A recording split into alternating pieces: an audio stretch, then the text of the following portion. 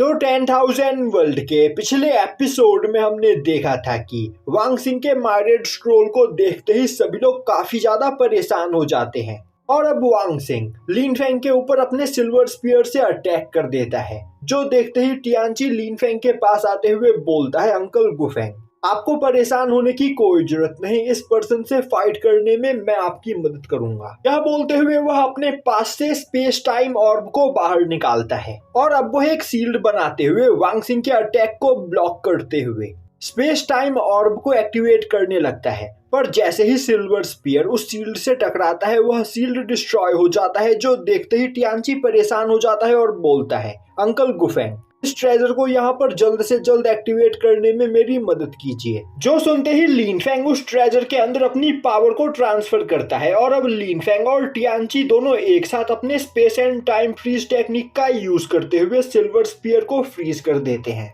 जो देखते ही वांग सिंह गुस्से में चिल्लाते हुए बोलता है, क्या तुम दोनों को सच में लग रहा है कि तुम मुझे यहाँ पर रोक सकते हो? यह बोलते हुए वह कई सारे स्पिरिचुअल बीस्ट को वहां पर समन करता है और अब वह उन सभी को लिन फेंग और टियानची के ऊपर अटैक करने के लिए आगे भेजता है। जो देखते ही जुआसी परेशान हो जाती है और बोलने लगती है कि यह सभी spiritual beast God king realm पर है, जबकि गुफेंग अभी अभी ही गॉड किंग रैलम पर पहुंचा है और टियानची की कल्टीवेशन बस गॉड सोविंग रैलम की है। तो अब हमें यहाँ पर क्या करना चाहिए? तभी लिन आन्यू और लिन ज़ाओयू काफी तेजी से आगे बढ़ती है और लिन ज़ाओयू बोलती है, लिन आन्यू जल्दी से अपनी टेक्निक का यूज करो। यह सुनते ही लिन आन्यू अपने पास से एक बॉटल को बाहर निकालती है, जिसे देखते ही वांग सिंह काफी ज्यादा डर जाता है और अब वह काफी तेजी से अपने सभी स्पिरिचुअल बीस्ट को अपने समनिंग स्पेस के अंदर बुलाते हुए माइरेड स्क्रोल का यूज करते हुए शैडो ब्लेड से उन लोगों के ऊपर अटैक करता है। अब अचानक हुए अटैक के प्रेशर से लिन आन्यू, लिन ज़ाओयू और टियानची इंजर्ड होकर नीचे गिरने लगते हैं, पर लिन फेंग उन्हें वहां पर संभाल लेता है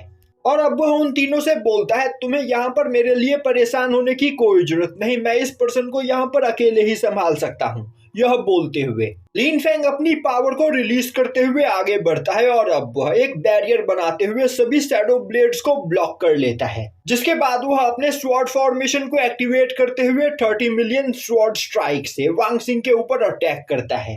यह देखते ही उस जगह पर खड़ी जुवान बोलने लगती है, आखिर गुफेंग की इस पावर को देखकर यहाँ पर कौन कहेगा कि गुफेंग अभी अभी ब्रेक थ्रू करके गॉड किंग रैलम पर पहुंचा है। गुफेंग की यह पावर गॉड वनरेबल रैलम के कल्टीवेटर के बराबर है और अब लिन फेंग के अटैक की वजह से माइरेड स्क्रोल की पावर भी उस जगह पर सप्रेस हो जाती है। जो देखते ही वांग सिंह अपने चारों ओर एक बैरियर बनाते हुए लिन फेंग के अटैक को ब्लॉक करने की कोशिश करता है, पर उसका बैरियर डिस्ट्रॉय हो जाता है और वह नीचे आकर गिरता है। जो देखते ही वांग सिंह का सबऑर्डिनेट चाओ क्विन को छोड़ते हुए वांग सिंह की मदद करने के लिए आगे बढ़ता है। इस मौके का फायदा उठाते हुए चाओ क्विन फर्नेस से बाहर निकल जाती है और अब वह लिन फेंग के बिल्कुल पास से गुजरती है और अब वह लिन फेंग की पावर को देखते हुए सोचने लगती है, आखिर यह पर्सन है कौन। दूसरी ओर लिन फेंग अपने पास से एक डिवाइन स्वॉर्ड को बाहर निकालते हुए वांग सिंह को मारने के लिए आगे बढ़ता है। जो देखते ही वांग सिंह काफी ज्यादा डर जाता है और अब वह चिल्लाते हुए अपने सबऑर्डिनेट को मदद के लिए बुलाता है। यह सुनते ही वांग सिंह का सबऑर्डिनेट अपने स्वॉर्ड को बाहर निकालते हुए लिन फेंग के ऊपर एक स्वॉर्ड स्ट्राइक करता है। इस मौके का फायदा उठाते हुए वांग सिंह अपनी जान बचाकर उस जगह से भागने लगता है, पर लिन फेंग अपने एक ही अटैक में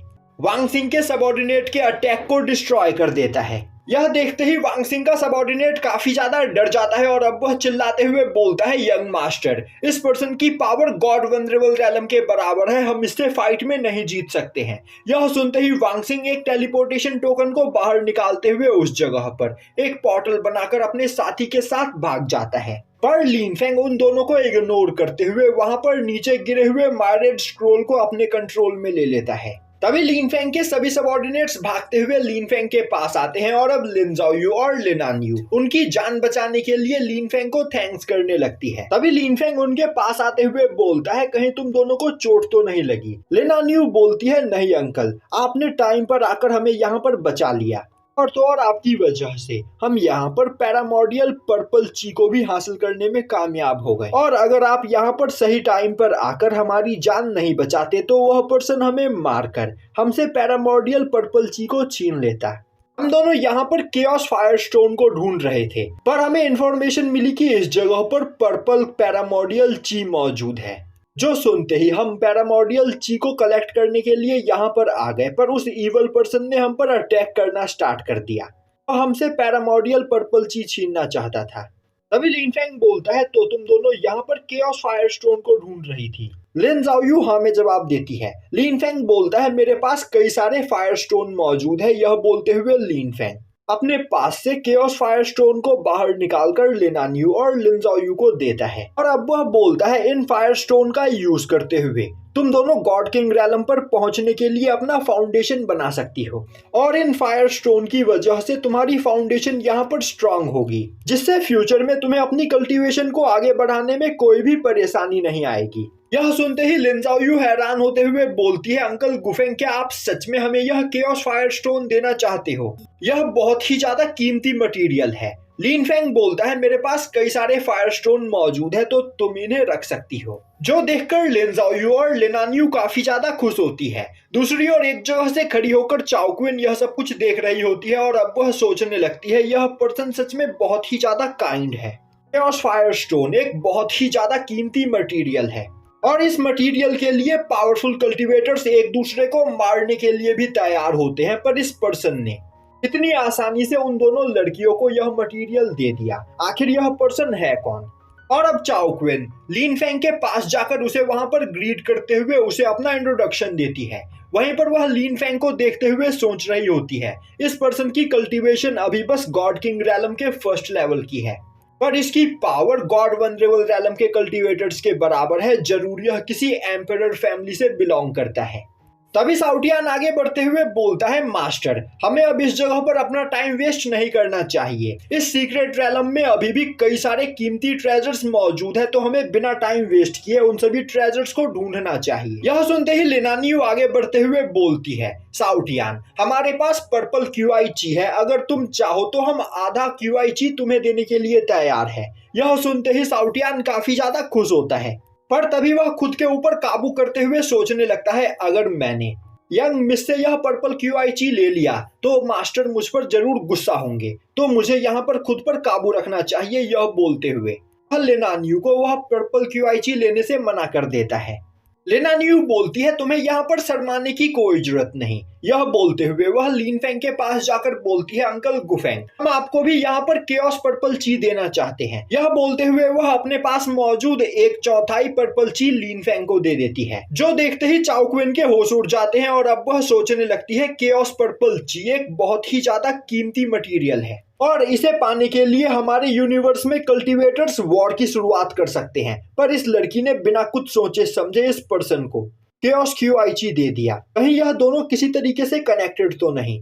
शायद से यह दोनों एक ही फैमिली के मेंबर्स हैं। तभी लिन आन्यू की नजर टियानची के ऊपर पड़ती है और अब टियानची को देखते ही वह उसे भी वहां पर कुछ पर्पल ची देती है और अब टियानची अपने स्पिरिचुअल बॉटल के अंदर पर्पल ची को जमा करते हुए लिन आन्यू को थैंक्स करता है। दूसरी ओर खड़ी होकर चाओ क्विन यह सब कुछ देख रही होती है और अब वह आगे बढ़ते हुए बोलती है, मैं देख पा रही हूँ कि आप सभी लोग काफी अच्छे दोस्त हो और आप सभी को यहाँ पर फायरस्टोन और केओस पर्पल ची मिल चुका है और मास्टर गुफेंग आपने यहाँ पर मेरी मदद की है, इसीलिए मैं आपको यहाँ पर केओस पर्पल ची और केओस फायरस्टोन जितना ही कीमती एक ट्रेजर के लोकेशन के बारे में बताना चाहती हूँ। यह सुनते ही साउटियान खुश हो जाता है और बोलता है, क्या सच में तुम्हें इस जगह पर मौजूद ट्रेजर्स की लोकेशन के बारे में पता है? चाओ क्विन बोलती है, हाँ, मुझे पैरामोडियल पर्पल सोल फ्रूट का लोकेशन पता है और उस सोल फ्रूट को खाने के बाद कोई भी कल्टीवेटर अपनी बॉडी के अंदर मौजूद डिवाइन एनर्जी को बढ़ा सकता है। तो अगर आप सभी लोग चाहो तो मैं आपको उस जगह तक लेकर चल सकती हूँ। यह सुनते ही साउटियान काफी ज्यादा एक्साइटेड हो जाता है और अब वह चाओ क्विन से सोल फ्रूट के लोकेशन के बारे में पूछने लगता है।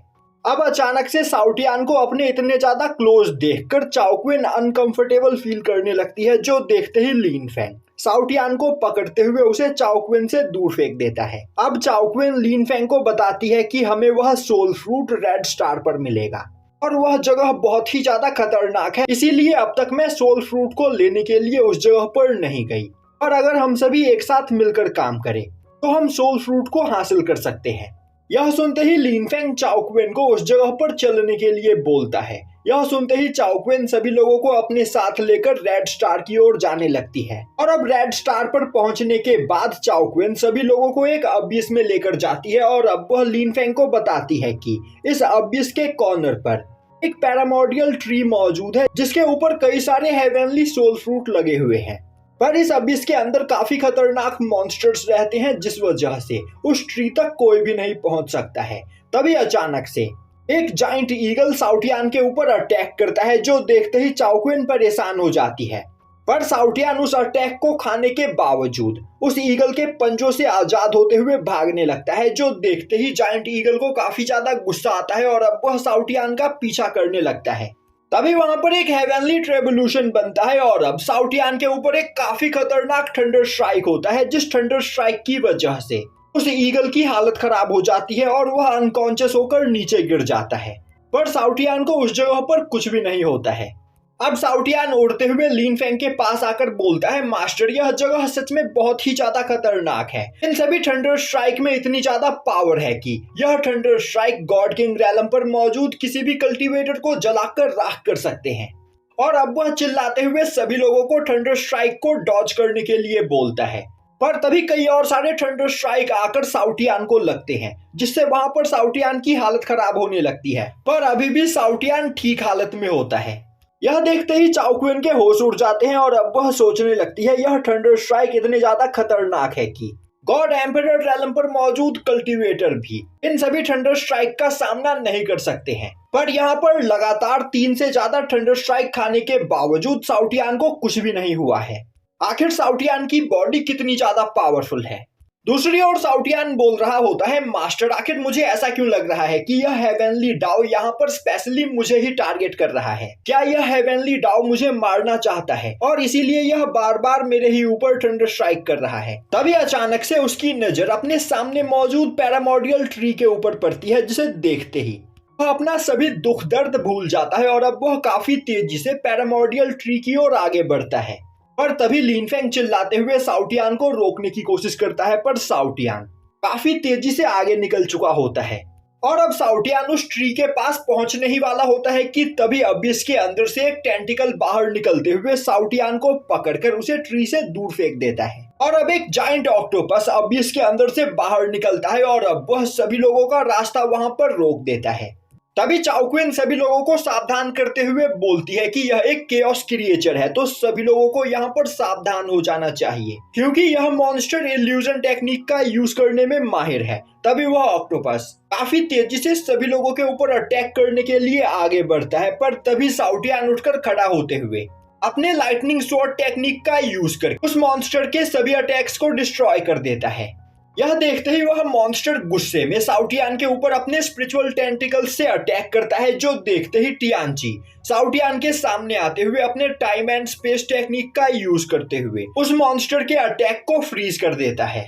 और तभी लिनान यू अपने स्पेस पाउच के अंदर से कई सारे मेडिसिन बॉटल को बाहर निकालती है, जो देखते ही चाओक्वेन काफी ज्यादा डर जाती है और अब वह लिनान यू के पास जाते हुए बोलती है, तुम यहाँ पर हम लोगों को फाइट करने दो, तुम्हें फाइट करने की कोई जरूरत नहीं। तभी लिन ज़ाओ यू बोलती है, चाओक्वेन बिल्कुल सही बोल रही है। लिनान यू कहीं तुम भूल तो नहीं गई कि तुमने वांग सिंह के स्पिरिचुअल बीस्ट के साथ क्या किया था। हम नहीं चाहते हैं कि इस मॉन्स्टर के साथ भी यहाँ पर वही हो। यह सुनते ही लिनान यू वहाँ पर एम्बेरेस फील करने लगती है। दूसरी ओर वह ऑक्टोपस मॉन्स्टर टियानची के time and space freeze technique से आजाद हो जाता है और अब वह दोबारा से उन सभी लोगों के ऊपर अटैक करने ही वाला होता है कि तभी जुआसी, जुवान, कोंगसुआन और सी फेंगनर चारों एक साथ मिलकर उस मॉन्स्टर के ऊपर अटैक करते हैं, पर उनके कंबाइंड अटैक से भी उस मॉन्स्टर को वहां पर कुछ भी नहीं होता है और अब वह मॉन्स्टर काफी तेजी से उन चारों के ऊपर अटैक करने के लिए आगे बढ़ता है। पर तभी लिन फेंग बीच में आते हुए अपने स्वॉर्ड इंटेंट से अटैक करते हुए उस मॉन्स्टर को मार देता है।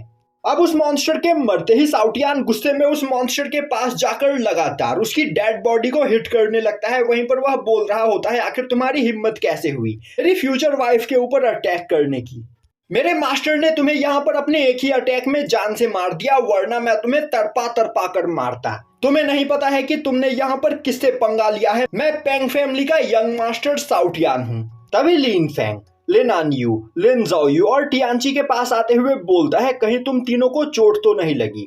तीनों बोलते हैं नहीं वह बिल्कुल ठीक है। दूसरी ओर एक जगह से खड़ी होकर चाओक्विन यह सब कुछ देख रही होती है और अब वह सोचने लगती है गुफेंग इन तीनों बच्चों के काफी ज्यादा क्लोज है, शायद से यह चारों किसी तरह रिलेटेड है, इसी वजह से गुफेंग इनकी इतनी ज्यादा केयर कर रहा है। और अब लिनफेंग सभी लोगों को केओस फ्रूट कलेक्ट करने के लिए बोलता है, जो सुनते ही शाओटियान काफी तेजी से उड़ते हुए जाकर पैरामोडियल ट्री के ऊपर से केओस फ्रूट को तोड़ने लगता है। दूसरी ओर लिनफेंग, टियानची, लेनान्यू, लेनजाओयू और चाओक्विन अपने पास से स्पिरिचुअल बॉटल्स को बाहर निकालते हुए सभी केओस फ्रूट्स को कलेक्ट करने लगते हैं। वहीं पर जुआसी, जुवान, कोंगसुआंग और सीफेंगनर पीछे चुपचाप खड़े होते हैं। वहीं पर शाओटियान अभी भी पैरामोडियल ट्री के ऊपर से केओस फ्रूट को तोड़ने की कोशिश कर रहा होता है, पर वह केओस फ्रूट को टच ही नहीं कर पा रहा होता है। यह देखते ही वह लिनफेंग के पास आते हुए बोलता है, मास्टर, मेरे बॉडी के अंदर अभी इनफ केओस एनर्जी नहीं है, जिस वजह से मैं केओस फ्रूट को टच नहीं कर पा रहा हूँ। तो क्या आप मुझे कुछ केओस फ्रूट दे सकते हो? यह सुनते ही लिनफेंग अपने केओस बॉटल के अंदर से निकालकर उसे कुछ केओस फ्रूट देता है। तभी लेनान्यू भी भागते हुए शाओटियान के पास आती है और अब वह भी उसे कुछ केओस फ्रूट देती है। और अब कई सारे केओस फ्रूट पाकर शाओटियान काफी ज्यादा खुश होता है और अब वह उड़ते हुए जुआसी, जुवान, कोंगसुआंग और सीफेंगनर के पास जाकर उन चारों को एक एक केओस फ्रूट गिफ्ट करता है, जो देखते ही वह चारों काफी ज्यादा हैरान होती है और केओस फ्रूट लेने से मना करने लगती है, क्योंकि केओस फ्रूट एक बहुत ही ज्यादा कीमती मटेरियल है जिसके लिए यहाँ पर पावरफुल क्लैन के लोग आपस में वॉर की भी शुरुआत कर सकते हैं। पर शाओटियान ऐसे ही उन चारों को एक एक केओस फ्रूट गिफ्ट कर रहा है। शाओटियान हंसते हुए बोलता है, यह मेरी ओर से आप चारों को गिफ्ट है, तो आप इसे लेने से मना नहीं कर सकती हो। जो सुनते ही जुआसी और जुवान शाओटियान को वहां पर थैंक्स करती है। तभी शाओटियान दो और केओस फ्रूट को अपने पास से बाहर निकालता है और अब वह दोनों केओस फ्रूट कोंगसुआंग और सीफेंगनर को देते हुए बोलता है, मैं अपनी दोनों फ्यूचर वाइफ को एक एक एक्स्ट्रा केओस फ्रूट देना चाहता हूँ। यह देखते ही वह दोनों वहां पर परेशान होने लगती है, पर तभी शाओटियान उन दोनों को गले लगाते हुए बोलता है, एक अच्छा पति वही होता है जो अपनी पत्नियों का ख्याल रखे, और मैं तुम दोनों के लिए एक अच्छा पति बनना चाहता हूँ। अभी कोंगसुआंग हैरान होते हुए बोलती है, शाओटियान क्या तुम सच में दो दो केओस फ्रूट हमें देना चाहते हो? शाओटियान बोलता है, क्या तुम्हें मुझ पर यकीन नहीं? यह बोलते हुए वह उन दोनों से वहां पर फ्लर्ट करने लगता है। वहीं पर अपनी जगह से खड़ी होकर चाओक्विन यह सब कुछ देख रही होती है और अब यह देखकर उसे काफी ज्यादा गुस्सा आने लगता है और अब वह सोचने लगती है वह दोनों लड़कियां अपने चार्म का यूज करते हुए शाओटियान को बेवकूफ बनाकर उससे कीमती मटेरियल्स को हथिया रही है। मुझे इस तरह की लड़कियों से सख्त नफरत है, पर आखिर यंग मास्टर गुफेंग यहाँ पर कुछ क्यों नहीं बोल रहे हैं?